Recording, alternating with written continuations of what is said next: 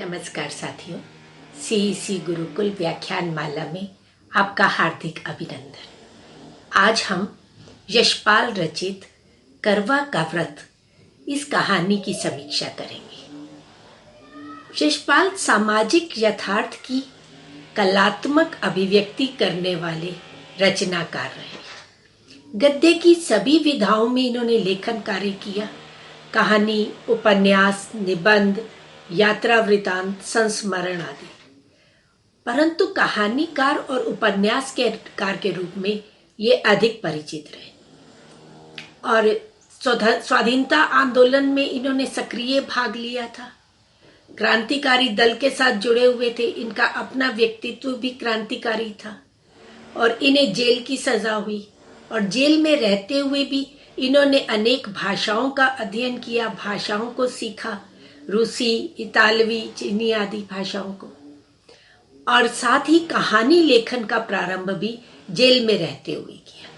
इनके पहले दो कहानी संग्रह की जो कहानियां हैं, पिंजरे की उड़ान और वो दिन, उनकी अधिकांश कहानियां जेल में रहते हुए ही इन्होंने लिखी थी। और इनका जो पहला कहानी संग्रह पिंजरे की उड़ान है वह 1939 में प्रकाशित हुआ और आखिरी कहानी संग्रह भूख के 3 दिन 1968 में प्रकाशित हुआ। तो 1939 से लेकर 1968 तक निरंतर ये कहानियां और उपन्यास लेखन में अग्रसर रहे। पिंजरे की उड़ान, वो दिन, ज्ञानदान, अभिशक्त, खच्चर और आदमी, चित्र का शीर्षक, उत्तराधिकारी, उत्तमी की माँ और भूख के 3 दिन, इस तरह से अनेक कहानी संग्रह इन्होंने रचे और जिसमें इनकी कहानियों के विविध रूप मिलते हैं। कहीं दाम्पत्य जीवन को आधार बना करके कहानियों की रचना की है, कहीं समाज में व्याप्त भ्रष्टाचार को, कहीं रूढ़ धार्मिक अंधविश्वासों और मान्यताओं को केंद्र में रखा, कहीं सामाजिक ढांचे में जो विभिन्न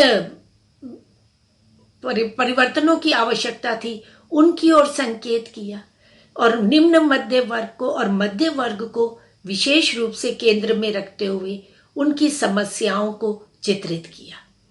और सब इनकी कहानियों की अगर हम विशेषताओं की बात करें जो मूल रूप से अधिकांश कहानियों में मिलती है, तो वह समाज और जीवन में विद्यमान विविध स्थितियों से वे अपनी कहानियों का ताना बाना बुनते हैं। स्त्री पुरुष संबंधों की सच्चाई का गहराई और बड़ी सूक्ष्मता से विवेचन करते हैं। आधुनिक जीवन की विराट रूप की जो विविधताएं हैं, उसमें जो विभिन्नताएं हैं, उन्हें अपने जीवन के अनुभवों के आधार पर प्रस्तुत करते हैं। तो इस तरह से प्राचीन अंधविश्वास, रूढ़ परंपराओं को जो समाज को जड़ कर देने वाले हैं, उनका विरोध भी करते हैं, उनके प्रति आवाज भी उठाते हैं और साथ ही नवीन मान्यताओं और नवीन सिद्धांतों की स्थापना करते हुए भी प्रतीत होते हैं, उनके प्रति भी प्रतिबद्ध दिखाई देते हैं। अगर हम करवा का व्रत कहानी संग्रह की बात करें, ये कहानी उनके काव्य संग्रह कहानी संग्रह उत्तमी की माँ से ली गई है। उस कहानी संग्रह में ये कहानी संकलित है और ये कहानी पारिवारिक जीवन से जुड़े एक मनोवैज्ञानिक कहानी है। दाम्पत्य जीवन में क्यों बिखराव आता है, उसके पीछे क्या कारण है, उसकी ओर संकेत करते हैं और साथ ही यह संदेश भी देते हैं कि दाम्पत्य जीवन आपसी सहयोग, आपसी प्रेम, विश्वास, सद्व्यवहार और संभागिता से ही सुखमय बनता है, अन्यथा जीवन बिखर कर रह जाता है। करवा का व्रत कहानी की अगर हम घटना की बात करें, ये एक घटना को लेकर के लिखी गई है। कहानी में मुख्य रूप से 2 ही पात्र हैं, कन्हैया लाल और उसकी पत्नी लाजो। कन्हैया लाल का विवाह काफी लंबी उम्र में, बड़ी आयु में होता है। और उसकी पत्नी लाजो है। तो विवाह जब हो जाता है तो उसके ऑफिस के साथी, जैसा कि अक्सर हम समाज में भी देखते हैं कि लोग सलाह देने वाले बहुत हो जाते हैं, तो उनका उसका कन्हैया लाल का भी एक साथी है हेमराज। जब उसे पता चलता है कि इसका विवाह हुआ है तो वे उसे कहता है कि अपनी पत्नी को ज्यादा सिर पर मत चढ़ाना, उसकी 3 बातें मानना तो एक बात नहीं मानना। अगर पहले ही दिन से तुमने उसकी बात माननी प्रारंभ कर दी तो तुम जोरू के गुलाम हो जाओगे, पूरी तरह उसके अधीन हो जाओगे। तो इस तरह से वे समझाता है और ये उसकी बातें अपने पल्ले बांध लेता है। और लाजो आती है विवाह करके और वह अपने पति को प्रसन्न करने के लिए सब पूरे प्रयोग, अपने पति को प्रसन्न करने के लिए प्रयत्नशील रहती है और पूर्ण समर्पण भाव से, त्याग भाव से वे सभी कार्य करती है। उसके व्यवहार के प्रति कन्हैयालाल प्रसन्न भी है, परंतु जो उसके साथी ने बताया था कि अपनी पत्नी को अपने वश में करके रखना, तो ये बात उसके दिमाग में, उसके हृदय में कहीं घर कर जाती है और ना चाहते हुए भी वे अपनी पत्नी पर रौब जमाता है।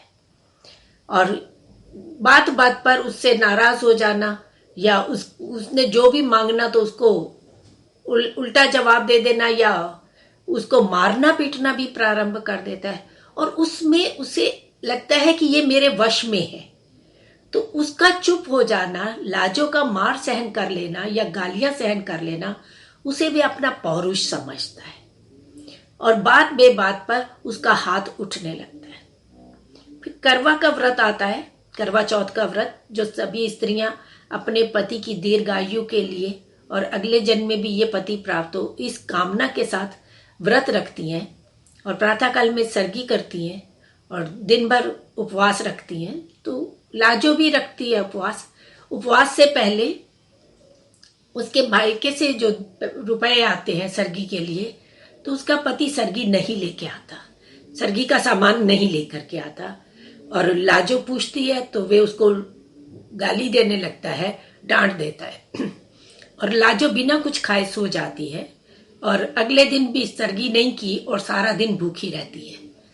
और पति बजाय अपनी गलती मानने के या अपनी भूल सुधार करने के लिए कुछ उसके लिए खाने के लिए ले आता, वे उसे डांट डपर करके ऑफिस चला जाता है। और लाजो दिन भर भूखी रहती है और मन ही मन विचार करती है। उसे लगता है मैं किसके लिए व्रत रख रही हूँ और उस व्यक्ति के लिए जो अगले जन्म में भी मुझे पति मिले, इस जन्म में मैं सुखी नहीं हूँ, इस जन्म में मुझे इस तरह से प्रताड़ना मिल रही है, तो अगले जन्म के लिए मैं ये क्यों कामना करूं। तो ये भाव जब उसके मन में जागृत होता है तो वह उठती है और जो पति के लिए सुबह रोटी बनाई होती है उसमें से 2 रूखी रोटी रखी होती है, उनमें से 1 रोटी उठाकर खा लेती है और पानी पी लेती है और इस तरह व्रत तोड़ देती है और सो जाती है, नींद आ जाती है उसे।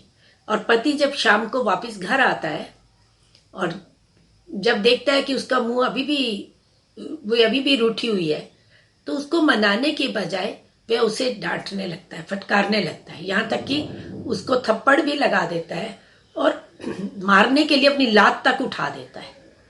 और तब वे स्त्री जो निरंतर इतना सहन कर रही थी, विद्रोह कर उठती है और कहती है मार मार मुझे, और कितना मारेगा, मैंने कौन सा तुम्हारे लिए व्रत रखा है। यह सुनते ही उसको कहीं भीतर से आघात लगता है और यहां से उसका हृदय परिवर्तन दिखाया। फिर वे अपनी पत्नी से प्रेम करने लगता है, उसकी हर बात मानने लगता है और पूरा 1 साल प्रसन्नता से, शांति से व्यतीत हो जाता है। और दोबारा करवा चौथ का व्रत आता है तो वह भी अपनी पत्नी के साथ व्रत रखता है और यहाँ वही कहता है कि तुम मुझे अगले जन्म में पाने के लिए व्रत कर सकती हो, तो क्या मैं तुम्हें पाने के लिए अगले जन्म व्रत नहीं कर सकता। तुम्हें मेरी जरूरत है तो क्या मुझे तुम्हारी जरूरत नहीं है। यहाँ कहानी आकर के समाप्त हो जाती है। तो इस कहानी में यशपाल जी अनेक बिंदुओं पर पाठकों का ध्यान आकर्षित करना चाहते हैं, अनेक समस्याओं को भी उठाते हैं। हमारा जो सामाजिक ढांचा है जिसमें स्त्री को पितृसत्तात्मक पुरुष समाज में स्त्री को एक तुच्छहीन माना जाता है और उस स्त्री के विषय में पुरुषों की क्या सोच है इस पर भी वे प्रकाश डालते हैं।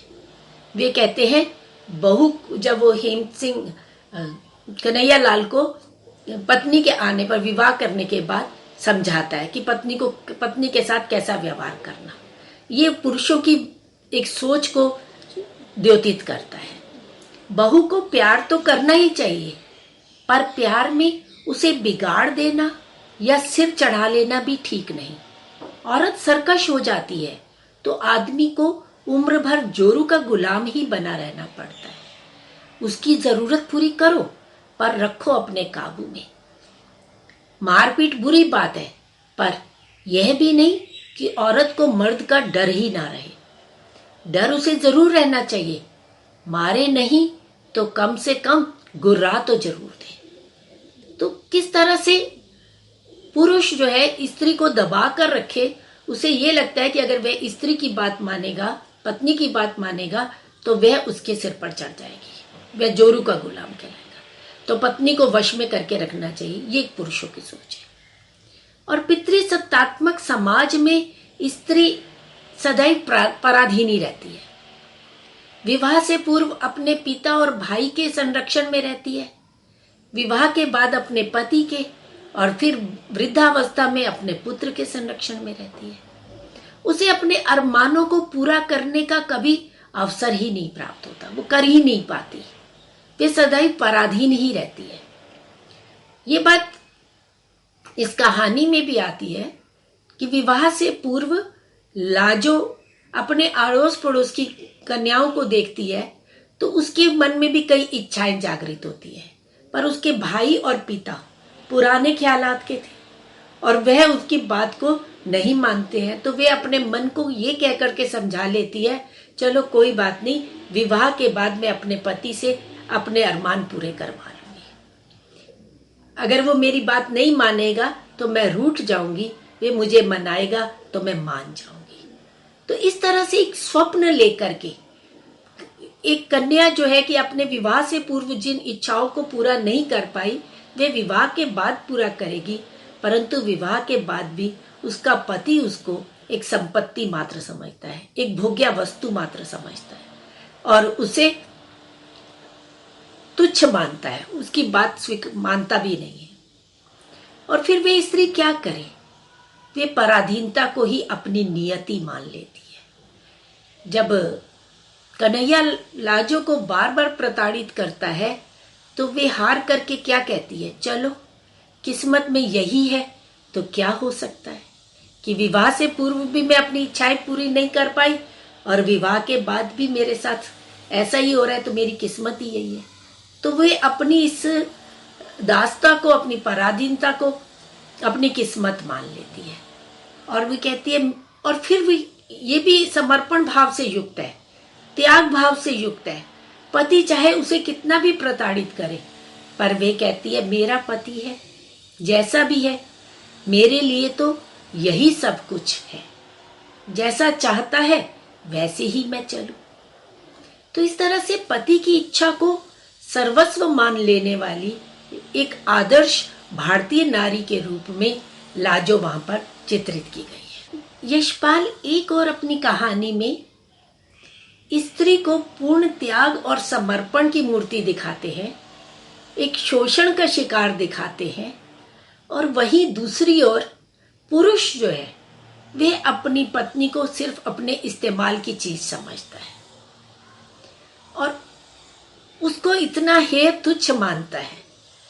हेम सिंह कन्हैया लाल से कहता है, औरत और बिल्ली की जात एक, पहले दिन के व्यवहार का असर उस पर सदा रहता है।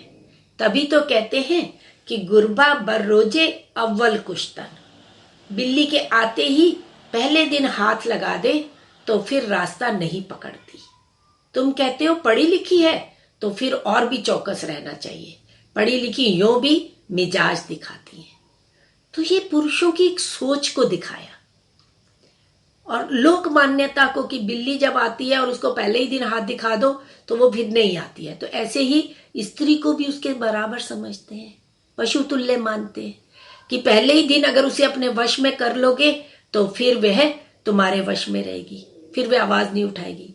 और एक ये सोचती कि पढ़े लिखे हो जाने पर स्त्री का मिजाज जो है, उसका स्वभाव जो है वो और बदल जाता है, तो उसे तो और अधिक अपने वश में करने की आवश्यकता है, उस पर अपना रौब दिखाने की आवश्यकता है। इस कहानी में यशपाल नारी जीवन की विसंगतियों को, बदलते संदर्भों और नवीन परिस्थितियों के परिणाम स्वरूप नारी के संघर्षपूर्ण मन की विभिन्न स्थितियों का चित्रण करते हैं कि वे पति को प्रसन्न करने के लिए पूर्ण समर्पण भाव से, प्रेम के भाव से युक्त होकर के पति की सारी इच्छाओं को पूरा करती है, तो वे बदले में क्या चाहती है? पति का थोड़ा सा प्रेम, थोड़ा सा विश्वास, थोड़ी सी सहभागिता, पर वे भी उसे नहीं मिल पाता। तो वे अपने मन ही मन कहीं सोचती है कि वे ऐसा क्यों है। तो नारी मन की व्यथा, वे अपनी पीड़ा किसी से कह भी नहीं पाती, उसके भीतर की जो अंतर्द्वंद्व है वे इस कहानी में बड़े ही सुंदर शब्दों में यशपाल चित्रित करते हैं। एक नारी की मनस्थिति का साक्षात चित्र प्रस्तुत करते हैं। वे कहते हैं, जब वे लाजो जब अपने मन में मन अपने पति के व्यवहार पर चिंता करती है, उस पर सोचती है, तो वो कहती है क्या जुल्म है, इन्हीं के लिए व्रत कर रही हूं और इन्हें ही गुस्सा आ रहा है, जन्म जन्म ये ही मिले इसीलिए मैं भूखी मर रही हूं। बड़ा सुख मिल रहा है ना, अगले जन्म में और बड़ा सुख दे देंगे। जन्म निभाना भी मुश्किल हो रहा है कि इस जन्म में तो इनके साथ निर्वाह करना भी मुश्किल हो रहा है। इस जन्म में तो वे निरंतर मेरा अपमान करते हैं, प्रताड़ित करते हैं, मारपीट करते हैं, तो अगले जन्म में भी मैं ऐसे ही पति की कामना करूं। ये अपने मन में वे सोच रही है। स्त्री के भीतर जो एक विद्रोह का भाव है वे यहां पर उठकर आ रहे हैं। सहन शक्ति, धैर्य शक्ति कभी ना कभी समाप्त हो ही जाती है। शोषण का शिकार होते होते वह स्त्री भी अपनी आवाज उठाने के लिए विवश हो जाती है। कहती है कि इस जन्म में तो इस मुसीबत से मर जाना अच्छा है, कि ऐसे प्रताड़ित जीवन जीने से, अपमान भरे जीवन जीने से तो मर जाना कहीं बेहतर है। दूसरे जन्म के लिए वही मुसीबत पक्की कर रही हूं कि इस जन्म में कौन सा मुझे सुख मिल रहा है कि अगले जन्म में मैं फिर इसी मुसीबत को दोबारा बुला रही। क्योंकि करवा चौथ की मान्यता ही यही है, वहां एक धार्मिक विश्वास ये है कि इस जन्म में जो पत्नी व्रत रखती है अपने पति की दीर्घायु के लिए, और अगले जन्म में भी यही पति प्राप्त होता है। तो इस रूढ़ मान्यता पर भी कहीं प्रहार करते हुए, व्यंग्य करते हुए यशपाल प्रतीत होते हैं कि इस जन्म में वे मुझे सुख नहीं दे रहे, तो अगले जन्मों में कहां सुख मिलेगा। तो मैं स्वयं अगले जन्मों में अपने लिए मुसीबत बुला रही हूं। और वे देखिए वहीं कहीं साथ में ये भी सोचती है कि अगर आज मैं करवा चौथ के दिन मर जाती हूं तो इनका क्या होगा, ये तो सौत ले आएंगे और अगले जन्म में वे फिर मेरी सौत बनेगी, फिर मुझे एक और मुसीबत सहन करनी पड़ेगी। तो जो मन में आत्महत्या का विचार आता है वह भी कहीं पीछे छूट जाता है। और यहां उसके भीतर एक विद्रोह का स्वर उठता है और अपने भीतर अपने आप से वो संघर्ष कर रही है और फिर एक निर्णय ले लेती है कि मुझे ऐसा पति हर जन्म में नहीं चाहिए। तो वो दमन के विरुद्ध एक आवाज उठाती हुई स्त्री प्रतीत होती है। जब फिर वे क्या करती है, व्रत को तोड़ देती है, रोटी खा लेती है और सो जाती है। और पति शाम को आकर के और फिर उसको मारने के लिए तैयार हो जाता है। और जब वे मारता है तो उसका सारा धैर्य, उसकी सहनशीलता की सारे बंधन टूट जाते, उसका बांध टूट जाता है। और वह अपने पति से क्या कहती है, मार ले, मार ले, जान से मार डाल, पीछा छूटे। आज ही तो मारेगा, मैंने कौन व्रत रखा है तेरे लिए जो जन्म जन्म तेरी मार खाऊंगी, मार मार डाल। जब वो ये बात कहती है तो पति का पैर उठा हुआ मारने के लिए वहीं रुक जाता है। उसके मुंह से जो गाली निकलने वाली थी वे वहीं रुक जाती है और उसको अपने भीतर कहीं ये एहसास होता है कि अंधेरे में कुत्ते के धोखे जिस जानवर को मार बैठा था उसकी गुर्राहट से जाना कि वह शेर था, या लाजो को डांट और मार सकने का अधिकार एक भ्रम ही था। यहां स्थितियां परिवर्तित होती हैं, यहां एक परिवर्तन आता है और उसके पश्चात उसका पति अपने भीतर कहीं पश्चाताप अनुभव करता है उससे और वे चुपचाप बाहर चला जाता है और पत्नी उठती है, उसके लिए खाना बनाती है। वे आता है तो हाथ भी पहले वही धुलाती थी, खाना खाने के बाद भी लौटा लेके खड़ी होती थी और उसका कुल्ला करवाती थी, पर आज वे अपने आप नल से हाथ धोता है, अपने आप चुपचाप बैठकर खाना खा लेता है और हाथ धो करके अंदर चला जाता है। जब लाजो खाना खाने बैठती है तो पता चलता है कि सब्जी में तो बहुत तेज नमक है और कड़वी हो गई है, पर जहां छोटी छोटी बात पर उसका पति उसे तिरस्कृत करता था, प्रताड़ित करता था, वही पति चुपचाप रोटी खा लेता है।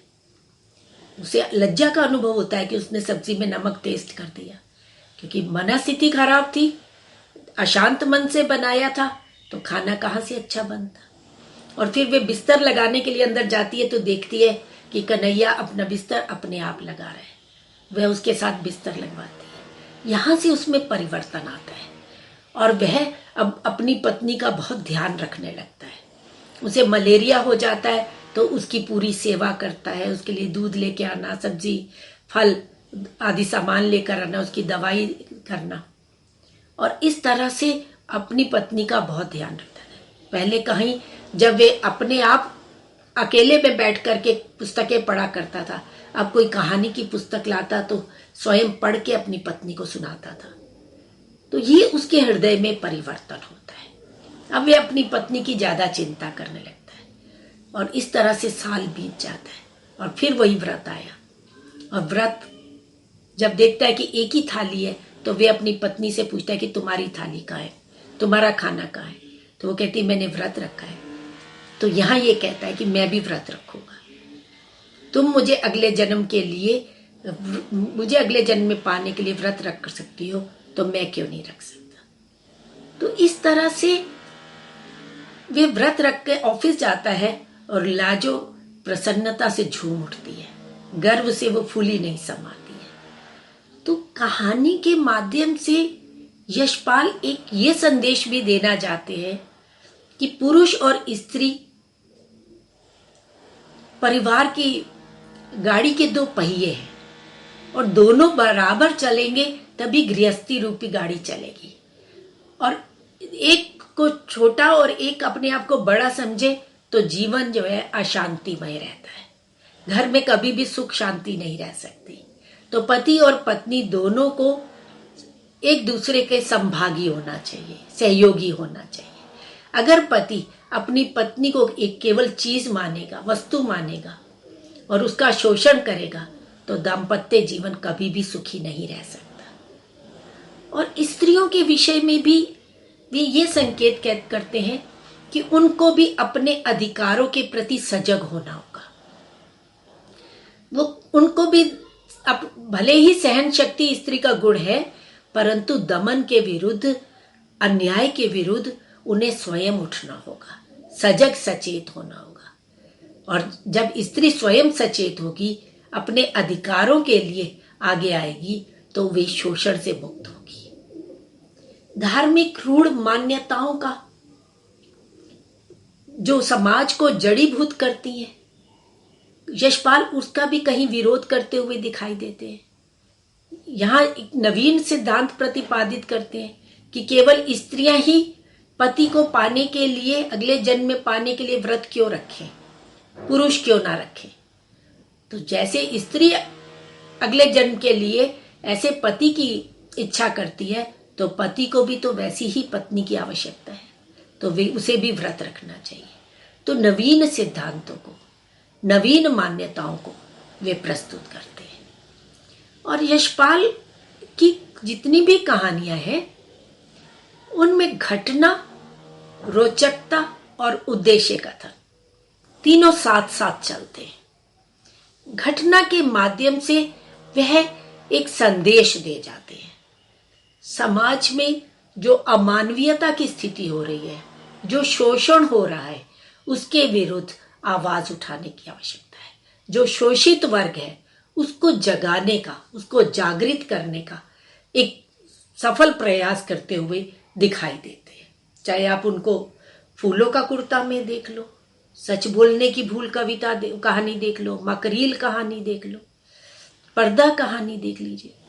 जितनी भी इन्होंने कहानियां लिखी हैं उन सभी कहानियों में मध्यम वर्गीय चेतना को, जो शोषण की शिकार हो रही है, जो उच्च वर्ग के द्वारा प्रताड़ित हो रही है, या वे स्त्रियां जो समाज में पुरुष प्रधान सत्ता के द्वारा प्रताड़ित की जा रही है, उन्हें जगाने का, अपने अधिकारों के प्रति सजग सचेत रहने का एक संदेश देते हुए प्रतीत होते हैं। तो इस तरह से मित्रों, आज हमने यशपाल जी की कहानी करवा का व्रत पर की बात की, जिसमें सहज सुंदर भाषा के द्वारा बड़े रोचक पूर्ण ढंग से उन्होंने दाम्पत्य जीवन के संबंध में एक मनोवैज्ञानिक दृष्टिकोण रखते हुए गहराई से, सूक्ष्मता से विवेचन किया है। धन्यवाद।